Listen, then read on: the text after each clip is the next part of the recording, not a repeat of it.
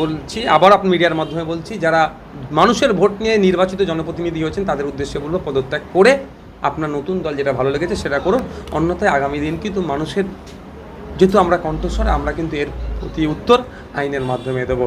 আর জনগণ যদি দায়িত্ব তুলে নেয় তখন বিপদ হয়ে যাবে, আর জনগণ যদি দায়িত্ব তুলে নেয় তখন বিপদ হয়ে যাবে। পদ কম, লোক বেশি হয়ে যাচ্ছিল বলে আরাবুল সাহেবদেরকে দীর্ঘদিন জেলের মধ্যে আটকে রেখেছে, একাধিক জনকে জেল খাটাবার আরও প্ল্যান করছে। তাহলে যারা আইএসএফ ছেড়ে যাচ্ছে তাদেরকে পদ দেবে?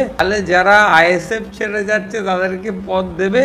এই মুহূর্তে গুরুত্বপূর্ণ খবরের দিকে চোখ রাখবো। ভাঙড়ের বিধায়ক এই মুহূর্তে তার অফিসে এসে হাজির হয়েছে আরাবুল জামিন পাওয়ার পরেই। কি বলছেন বিধায়ক নওশাদ সিদ্দিকী সাহেব, আমরা সরাসরি কথা বলার চেষ্টা করব এবং তিনি কি জানাচ্ছেন, আরাবুল সাহেব কি আইএসএফে জয়েন করছে এবং তৃণমূলে যারা গিয়েছে আইএসএফ থেকে তাদের নিয়ে কি বলছেন ভাঙড়ের বিধায়ক পীরজাদা নওশাদ সিদ্দিকী সাহেব। দেখতে থাকুন বিস্তারিত খবর আইএসএফ বাংলার পর্দায়। শওকত মোল্লার হাত ধরে অংশগ্রহণ করছে আইএসএফ কর্মীরা। তো এই নদী ভাঙের মতো, মানে ভাঙনের মতো অবস্থা আইএসএফ এর, এই ভাঙন প্রতিরোধে আপনি নদীর কথা যেহেতু বললেন, এক পাড় ভাঙে নদীর অপর পাড় গড়ে, আপনার নদী অনুযায়ী বলছি।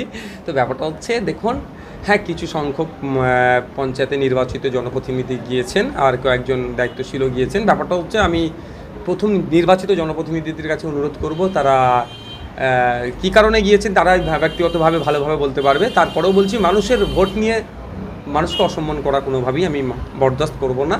আমি তাদেরকে বলছি, আবার আপনি মিডিয়ার মাধ্যমে বলছি, যারা মানুষের ভোট নিয়ে নির্বাচিত জনপ্রতিনিধি হয়েছেন তাদের উদ্দেশ্যে বলবো পদত্যাগ করে আপনার নতুন দল যেটা ভালো লেগেছে সেটা করুন।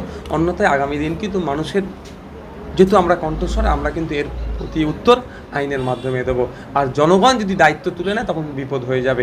আর দ্বিতীয়, কিছু সংখ্যক মানুষ ভয়ের কাছে গিয়েছে, আবার স্বল্প কিছু মানুষ, যেটা খবর পাচ্ছি, তাদের কিছু ব্যক্তি স্বার্থ চরিতার্থের জন্য গিয়েছে। কারো সম্পত্তি আছে, তারা দখল পাচ্ছিল না, এই সময় তৃণমূলের নামটা লিখিয়ে সম্পত্তিটা দখল করিয়ে নিয়ে যায়, সেই চেষ্টায় গিয়েছে।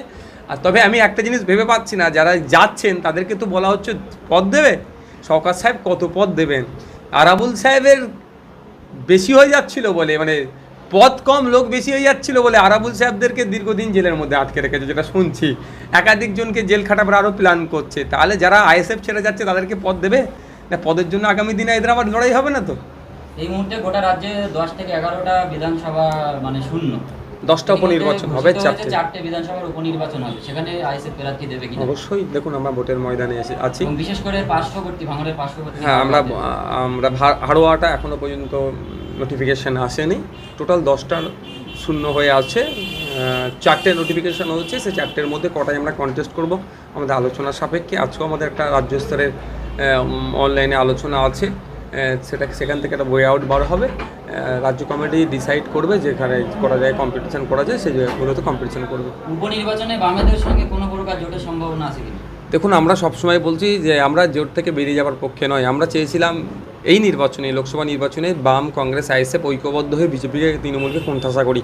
কিন্তু প্রথমেই কংগ্রেস বেরিয়ে গিয়েছিল, তারপরে বামেরা যে সিট দিচ্ছিল আমাদের কাছে সেটা সম্মানজনক লাগছিল না, বা আমরা যেটা চাইছিলাম হয়তো বামেদের সেটা ভালো লাগছিল না। ফলে আমরা আলাদাভাবে লড়াই করেছি। এই উপনির্বাচনে এখনও পর্যন্ত এই ধরনের কোনো প্রস্তাব আসেনি, আসলে বিবেচনা করব। লোকসভার পরেই ভাঙড় পুনরায় ফেরানোর চ্যালেঞ্জ করছে শওকত মোল্লা। তিনি বলছেন আগামী বিধানসভা ভোটে আপনার বিরুদ্ধে প্রতিদ্বন্দ্বিতা করবেন ভাঙড়। করুক না, কে বারণ করেছে? আমি ওয়েলকাম করছি। এই লোকসভা নির্বাচনে কি ভাঙড়ের মানুষকে আমাদের আইএসএফে ভোট দেয়নি? আমরা গণনা কেন্দ্রে হেরে গিয়েছি, ওদের মেকানিজমের কাছে আমরা হেরে গেছি। মানুষ আমাদের প্রায় 1,25,000-এর ঊর্ধ্বে মানুষ ভোট দিয়েছিল ভাঙড়ে আমাদেরকে। কিন্তু দুঃখের বিষয়, আমাদের ওপরে যে হিংসা হয়েছিল, যে অত্যাচার হয়েছিল, গণনা কেন্দ্রে আমরা শেষ পর্যন্ত টিকে থাকতে পারিনি। আমাদের অত্যাচার হয়েছে, আমাদের প্রার্থীর ওপরে প্রাণঘাতী হামলা চালিয়েছে, সেটা নিয়েও আমরা কেসও করেছি। আমরা সেখানে হেরেছি। তবে আগামী দিনেও যে জায়গায় আমাদের দুর্বল আছে সেইগুলোকে আমরা সবল করে নেব।